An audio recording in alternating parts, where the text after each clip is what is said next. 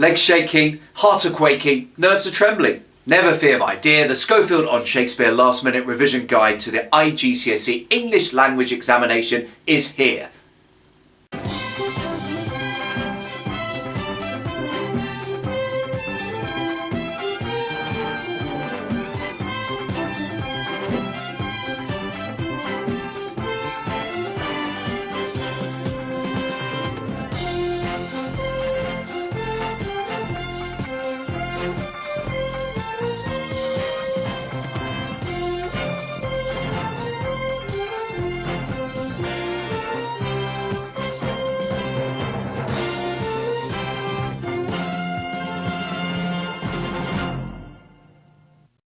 This video will be divided into three very clear sections. Firstly, I, or rather some of my pupils, will give an overview of the examination as a whole. Then I will introduce an actual adapted past paper with both reading passages and appropriate questions. I will give some points and suggestions as to how you might approach each question before asking you to press pause and have a go at physically writing an examination style response in full. The final section of the video will talk through suggested responses and refer in detail to the mark scheme and give you an opportunity to evaluate your own work. The hope is that this in-depth discussion of a real past paper and its mark scheme will develop your understanding of what you need to do in the examination to get that top grade. Let's have a listen then to how pupils in my class summarised the exam. English IGCSE. These two words have brought more pain, fear and dread to students than any other subject in the history of humanity. Look at those chemists strolling by. Pfft, they have it easy. All they need to do is learn their ions and they're fine. Look at those linguists under that tree. Vocab, grammar, sorted. But English is a different beast. Look here, the young budding author, having published his first novel, age 3, reaching international fame. The Times states that his sales overtook Shakespeare last June. What could go wrong? But alas, this boy got a U. You see, the English examination has a reputation, actually an unfounded reputation, of being highly unpredictable. This is why it terrifies people so much. However, it doesn't have to anymore. Do not fear any longer, young Englishmen. I will guide you through the exam, with all the different sections, and how to do well in them. By the end of this, you could get an A star with your eyes closed. The IGCSE English exam has 3 questions. The first question is a response to a passage, generally in the form of a 200 to 300 word response. It will be one of letter, report, journal, speech, interview, newspaper report, or magazine article. You will need to transform the passage into a different format using your own words. So, for example, you might be presented with a magazine article that you need to transform into a letter. Alternatively, you might get a newspaper report that you need to transform into an interview. This section is marked out of 20. 15 marks are for content and 5 are for writing. To do well, make sure you read the passage through at least twice before starting, and highlighting is very helpful. So get down to Wells and whip out those highlighter pens. They'll be worth every penny. I repeat, every penny. In question 1, there are 3 bullet points which will need to be incorporated equally within your answer. Make sure that you answer all of them fully, with a great deal of supporting detail from the text.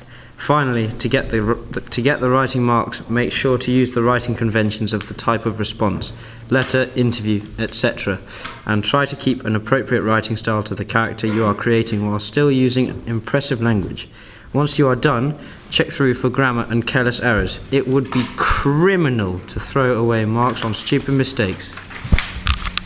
The second question refers to specific paragraphs from the first passage as well, so make sure to reread them carefully. You will be asked to select and describe 4 powerful words or phrases, each from 2 different paragraphs. Write a small paragraph for each word, about 25 to 30 words. Try to be as precise and as concise as possible. For each, mention what kind of word it is, adverb, noun, etc., what it directly means in context, and any underlying meanings that show why the author used them. It is good to connect some answers to other parts of the text to show wider understanding. There are 10 marks available, and to get all of them, try to vary the chosen words so they are not all similar. The third question is in two parts and refers to a new text. The first part is to find 15 bits from the text that answer a specific question or summarize an aspect of the text. Answers should be written in note form and direct copying can be used. First, read through the passage carefully and then read through again while highlighting potential answers. Check that each answer is directly relevant to the question and avoid repeating the same point. There are 15 marks available, 1 for each answer. The second part is a focused summary of the passage using the notes from the first part. You have to use your own words and continuous writing. It is marked out of 5. To avoid losing marks, stay within the word limit. Don't waste words on an introduction or a conclusion, and don't add any new points. While changing your notes to your own words, be careful not to lose the initial meaning. Finally, try to be as concise and clear as possible. To prepare for the exam, do some practice papers. Specifically, practice identifying key points for the summary question and check with the mark scheme to make sure you found all of the points. Make sure you know all of the conventions for the different types of response in section 1. For section 2, do practice questions, then go over your own answers and make them both more concise and more precise. That's it. A star. Easy. Now reread this story time and summarize it for practice. 15 bullet points relating to cheese, please. I will finish by quoting Douglas Adams. Don't panic. Thank you. Let's now move on to details, and in particular, an adapted past paper. This one is based on the June 2010 examination. I say based on because questions 2 and 3 have changed slightly since then. Arguably, they've got easier, certainly for the markers. Remember, the majority of the marks in the exam are awarded for the understanding you reveal through your writing of the 2 reading passages. Therefore, it is so important to read the passages carefully before starting writing. I would recommend reading it through once before looking at the questions. I would then read it for a second time using a highlighter pen and annotating the text with some thoughts relevant to the questions.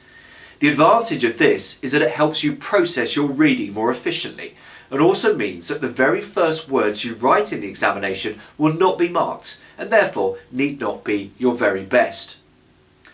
Have a read through passage A, narrated by some pupils within my school. In this passage, the writer recounts his visit with his friend Larry to a gorilla sanctuary in the Republic of Congo, which is run by Yvette Leroy. A young man sprawled in a wicker chair. A small chimpanzee wearing a nappy clung to his chest. "Hi," he said, somnolent with motherhood. "Yvette is expecting you." "I'm Mark and this is Max. He's a young pygmy chimp." Max, hearing his name, detached a long black right arm from the hugging position, and with the delicate fingers of a dark brown hand, tousled Mark's hair.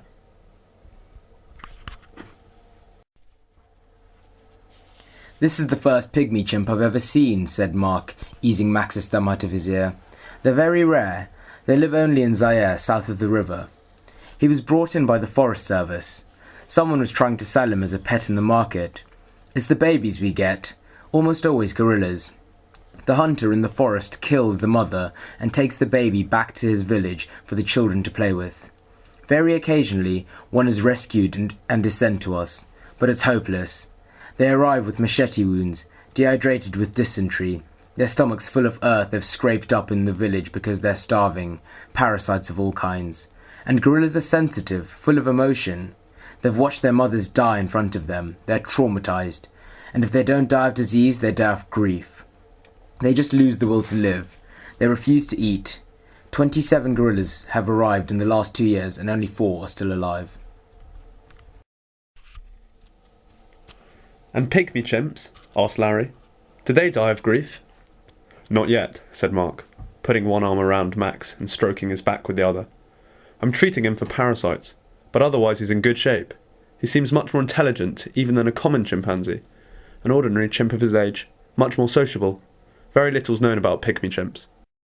Are you a zoologist? Asked Larry. No, but I'd like to be. I'm here to set up a new gorilla orphanage for a friend in the grounds of Brazzaville Zoo. We'll have a proper vet, everything. We'll establish a breeding colony, and then release them somewhere safe. Mark stood up. We must find a vet. This is the one day of the week when she has enough staff to let Magna out of his cage. He's her 3.5-year-old gorilla. He's lively. He paused, extracting Max's right foot from his shirt pocket. See, pygmy chimps have a web between their second and third toes. They weigh 20% less than common chimps. Their hair is blacker, their faces are rounder, their ears are smaller, and they don't go bald. Mark opened a steel grilled door, and we entered a room full of couches and cushions. Children's toys were strewn across the floor. A Bantu girl in a red dress lay on a bed in a corner, watching a television on the shelf opposite her. A very small, very still gorilla snuggled against her stomach. This is Albertine Dokila, said Mark, introducing us.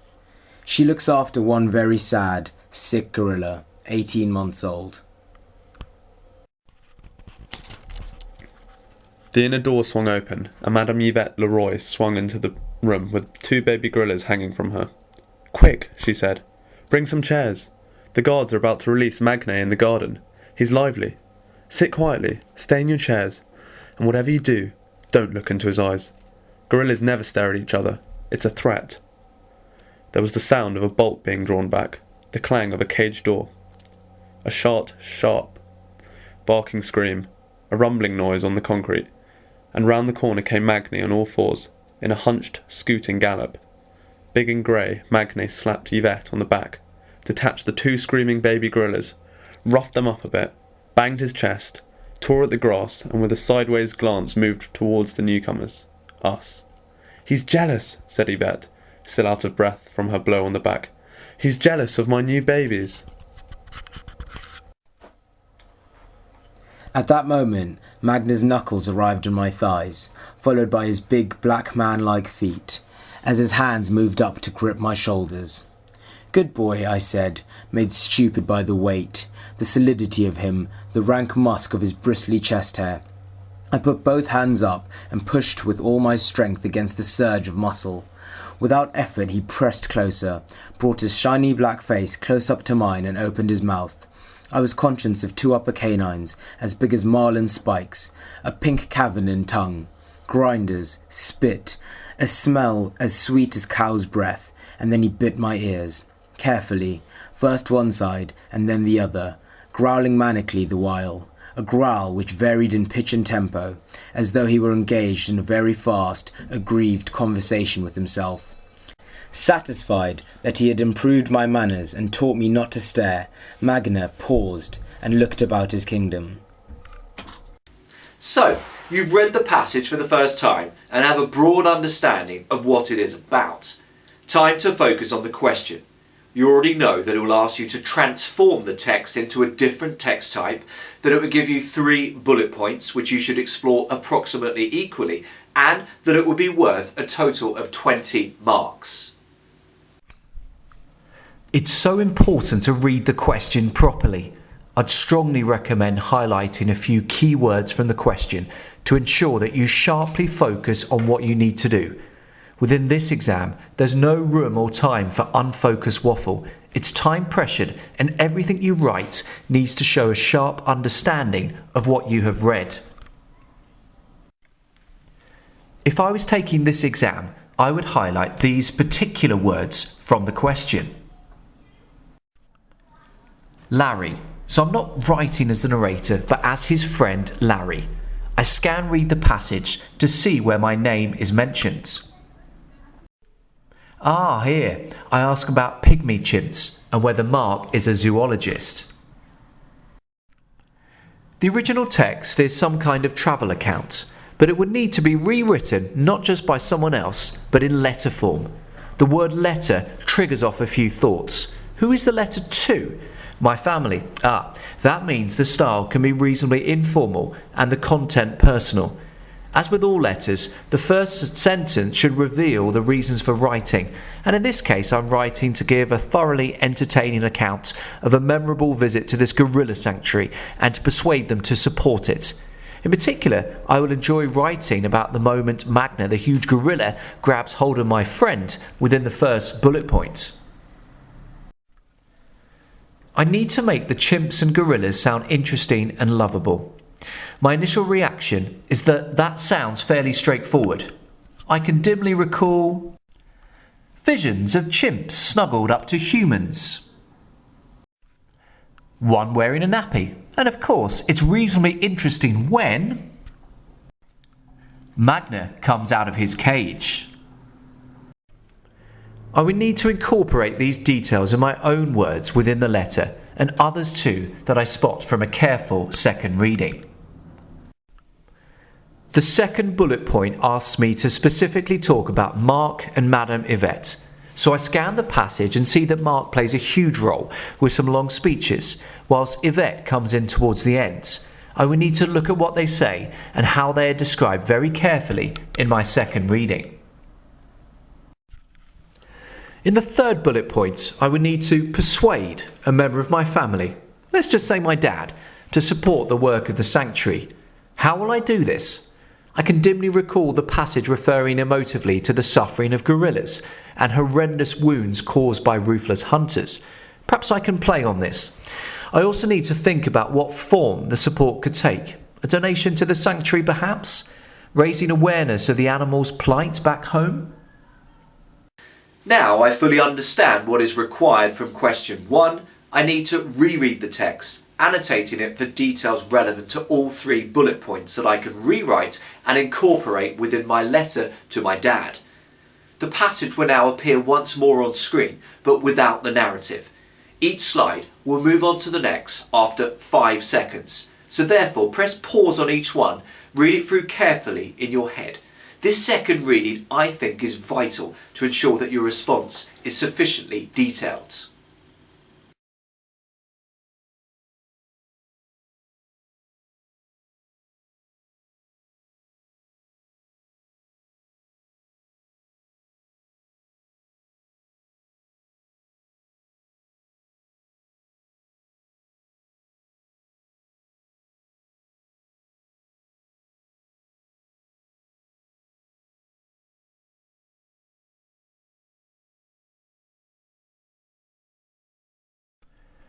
It's now time to start writing a response. Here's one that I've started.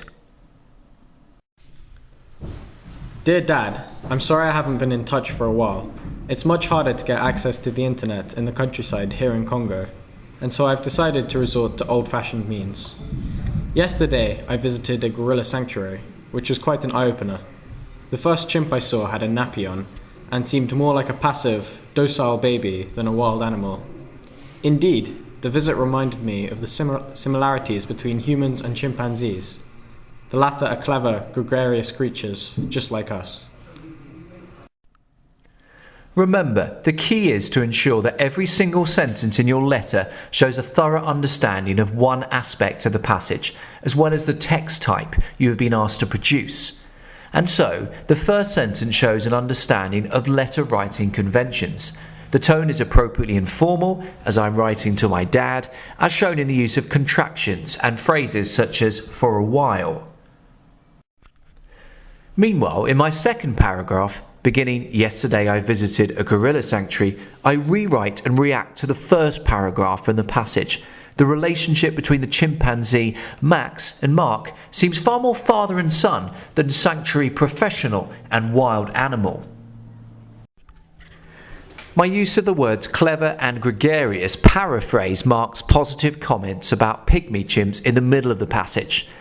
This develops my point about there being a much closer than expected relationship between humans and animals, thus helping ensure the latter come across as both interesting and lovable within my letter. Now have a go at writing your own letter. Aim to write 250 to 350 words and to show a thorough understanding of the 3 bullet points using clear, accurate written English. Unless you are using a laptop in the examination, I would recommend doing this by hand on paper. Press pause now and go back a little in this video to locate the passages so that you can refer to them. Spend around 40 minutes writing your letter. How did you get on?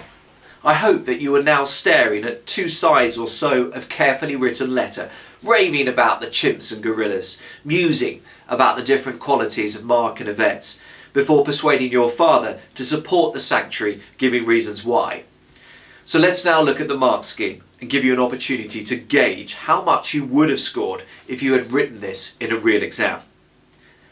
The mark scheme gives some suggested responses for each bullet point and points out that good candidates will answer all 3 well. Fudging one of the bullet points and writing more for another in desperate compensation inevitably will lose you marks. Press pause and read this.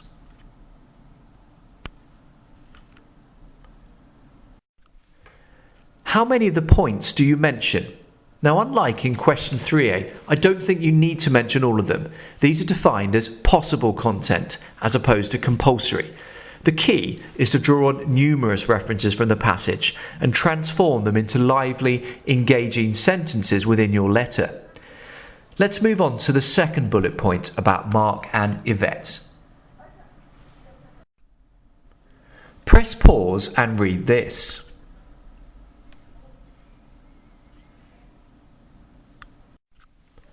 Now let's move on to suggestions about the final bullet points. Press pause and read.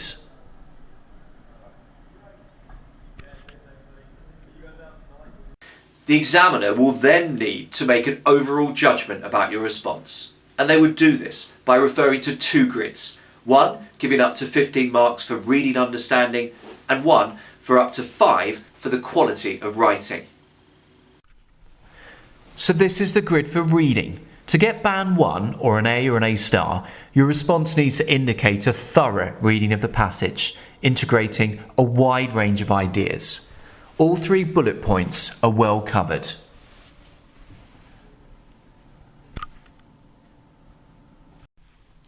Essentially, the writing grid looks at the quality of your writing.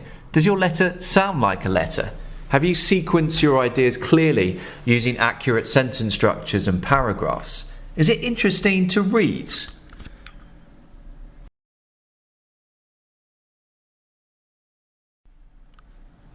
Now give yourself a mark out of 20. If need be, press pause while you do this. It's now time to move on to question 2. Here it is. The key point to note is that you will write about a total of 8 words or phrases, 4 for question A and 4 for question B. Let's reread the first relevant paragraph. There was the sound of a bolt being drawn back, the clang of a cage door, a short, sharp, barking scream, a rumbling noise on the concrete, and round the corner came Magni on all 4s, in a hunched, scooting gallop. Big and grey, Magni slapped Yvette on the back, detached the 2 screaming baby gorillas, roughed them up a bit, banged his chest, tore at the grass, and with a sideways glance moved towards the newcomers, us. We now need to choose 4 words or phrases from this paragraph and explain how each one is used effectively. I'm going to choose 2, talk about them briefly, before giving you an opportunity to write your response. Hunched, scooting gallop. How is this effective? Well, the adjective hunch reiterates the fact that Magna is a gorilla, and so when he moves, his back and shoulders would be in a rounded shape. Meanwhile, both scooting and gallop suggest speed and... Given that Madame Leroy has already warned her guests ominously about Magna being lively, this emphasises the possible danger the guests may be in. The speed suggests a degree of frustration, possibly, following his confinement within the cage. clang of a cage door. This is a loud, abrupt sound, and the use of onomatopoeia helps the reader vividly hear the cage door banging open, implying that the gorilla has vigorously thumped it. I hope that's given you a few ideas. Now spend around 10 minutes writing your own response to this question. Press pause.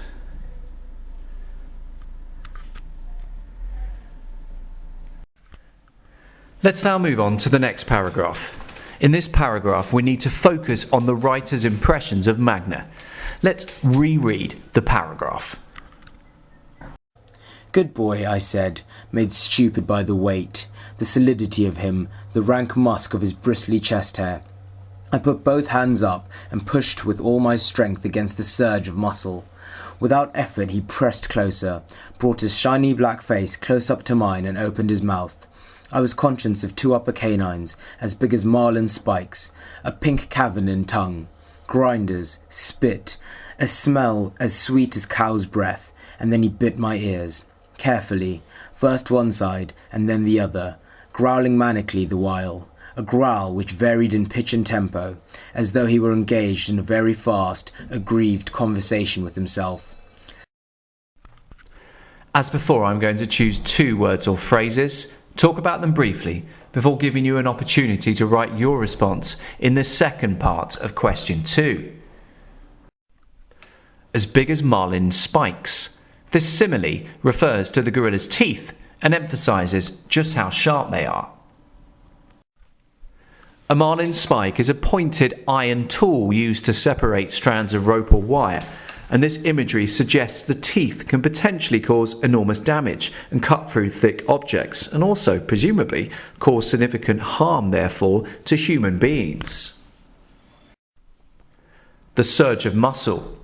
In this section, the narrator is trying to push the gorilla away from him, and the phrase surge of muscle emphasises just how difficult this is by drawing attention to the gorilla's physical bulk and strength. The noun surge suggests a powerful, sudden energy, making him seem all the more potentially dangerous to a mere human being. Now spend around 10 minutes writing your own response to this question. Press pause.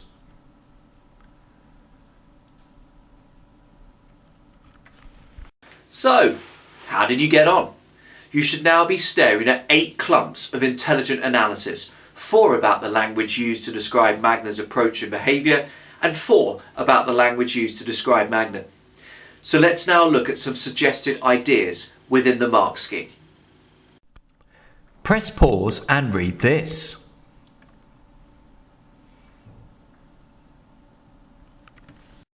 Let's shift to some suggested ideas for question 2b, the writer's impressions of Magna. Press pause and read this.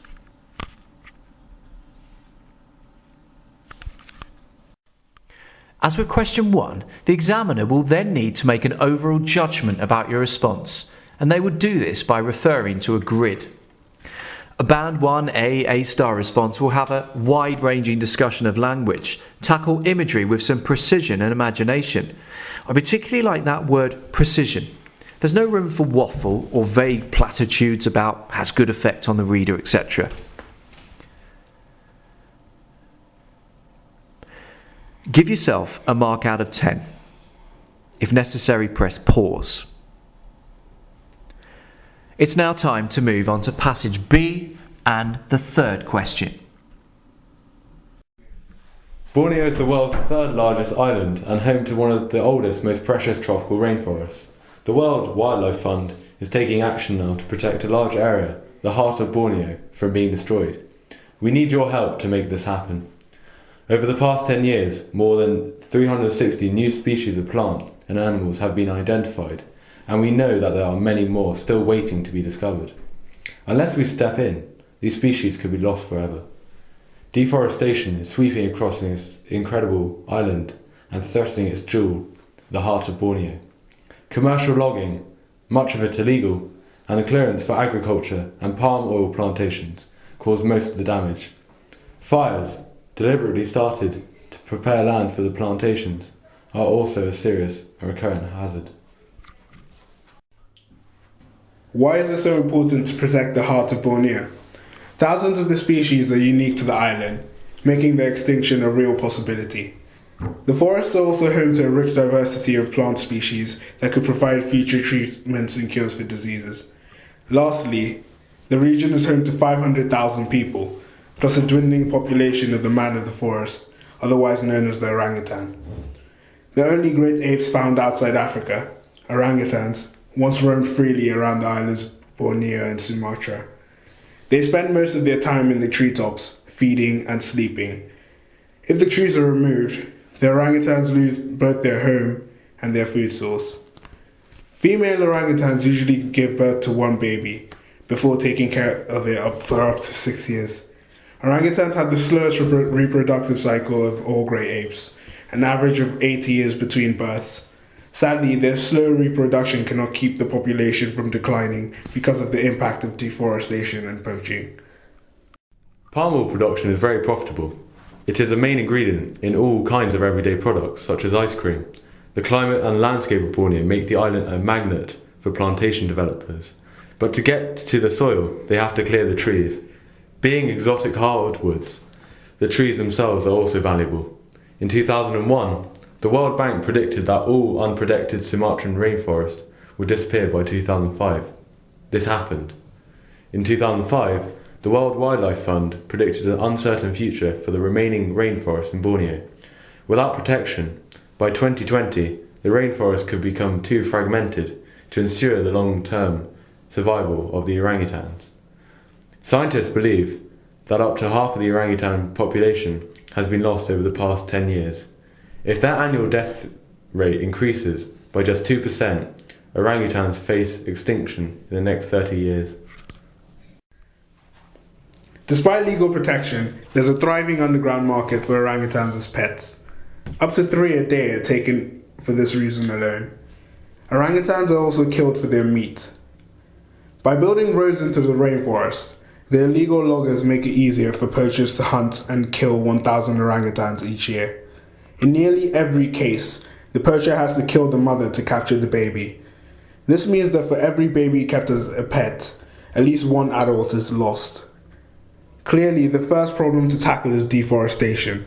If we halt the logging and tree clearing, it will not only protect the habitat, but help save the orangutan.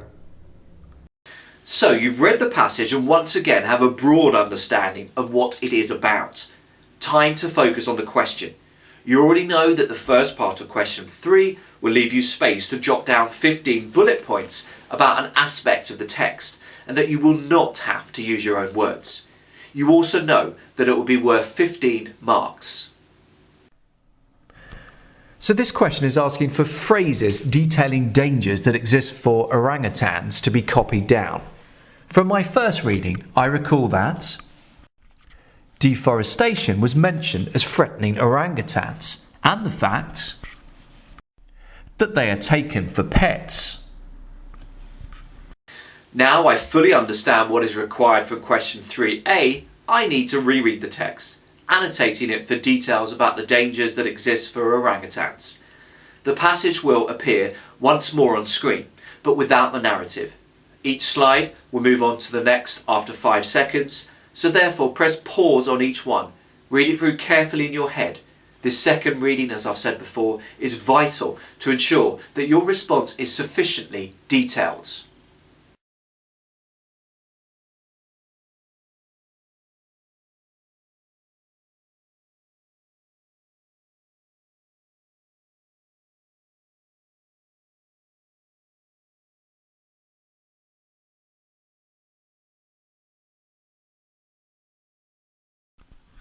Now have a go at completing this question. In the real exam, there will be 15 bullet points to find.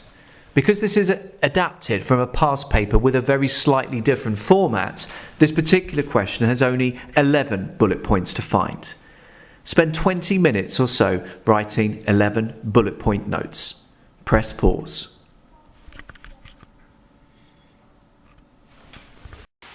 Let's see now how your answers correspond to those within the mark scheme.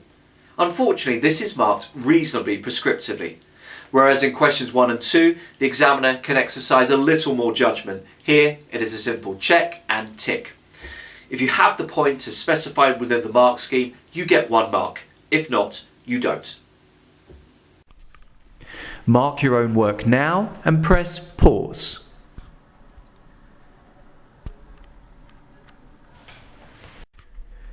In the final question, of course, you just need to incorporate all bullet points within a summary response to the question using your own words. Note that in this particular case, you will only be able to include 11 points within your response, but in the exam, there will be 15. The key here is expressing yourself concisely, as there's a great deal of points to cram in. Have a go now. Press pause.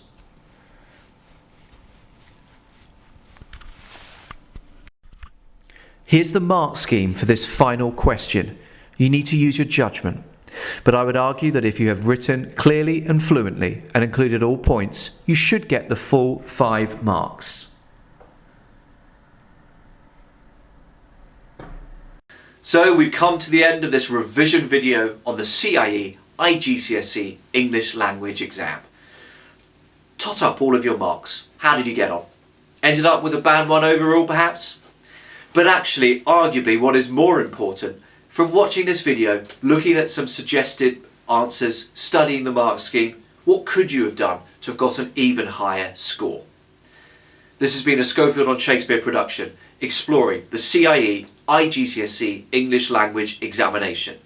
Many thanks for watching.